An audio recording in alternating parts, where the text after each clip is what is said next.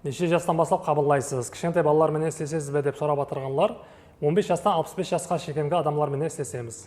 Плюс-минус 1-2 жас ойнауы мүмкін. Адамның жағдайына қарап көреміз, істесуге көзіміз жетсе қабылдай береміз. Кішкентай балалар ауыра берсе, анасының тәсірі бар ма деп тез сұрап тұрады. Әлбетте тәсірі бар.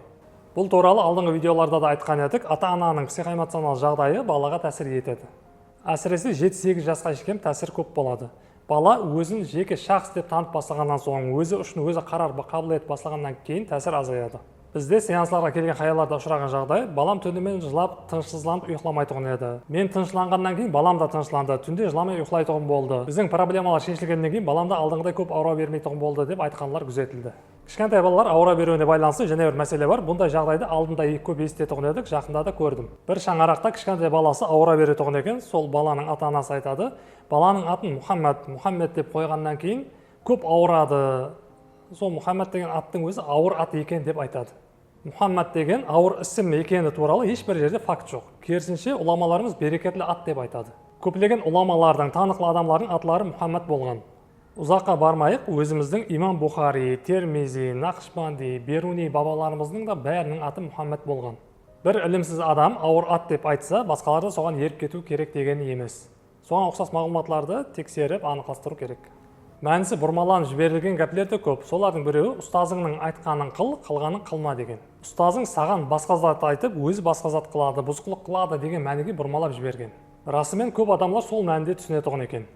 Бұл гәптің негізгі мәнісі ұстазы шәкіртіне өзіне жараса көтере алатұғын жеңіл вазипаларды беріп, ұстазының өзі ауыр вазипаларды арқайын қыла береді деген мәнде айтылған. Спорт залды мысал келтіріп айтатын болсақ, тазадан келген шәкіртке көбімен 15-20 кг ауырлықтағы тас штанганы көтеруге рұқсат береді. Ұстазының өзі 100 кг-лық штангалардан арқайын көтере береді. Шәкірт ұстазының қылғанын қылса, белім айырылады. Мұхаммед ісімі ауыр ат деп айтылып кеткені де сондай қате түсініктен пайда болған болуы мүмкін. Базы адамлар балаңа пайғамбарымыз саллаллаху алейхи ва салламның атын қойсаң, сол атқа жараса, оны әдеплі, ілімлі қылып тәрбиелауың керек. Сондай тәрбиясындағы жауапкершілігі қиынлау болады, ауыр болады деген мәнде айтқанлар болған. Бұл жерде аттың өзі емес, тәрбиясындағы жауапкершілігі ауыр деп айтылған.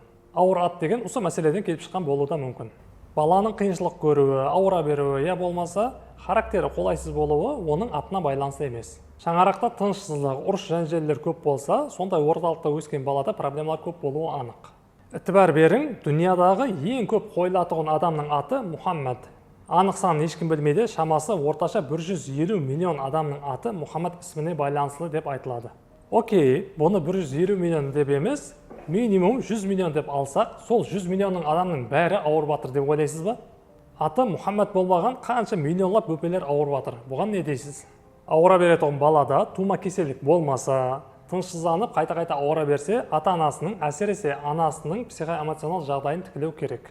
Жоғарыда айтылғандай гәплерде көпшілік адамға установка болып қалады. Сол аты пәленше болған үшін көп ауыра береді, өзі сондай болады деп ітібарсыздық қылып жүргендер де баршылық. Сондай гәп сөздерге бірден ісініп қалмай, негізгі мәнісін түсініп, басқа да мағлұматларды алып, зерттеп, сол қарау үшін осы темаларды қозғап атырмыз.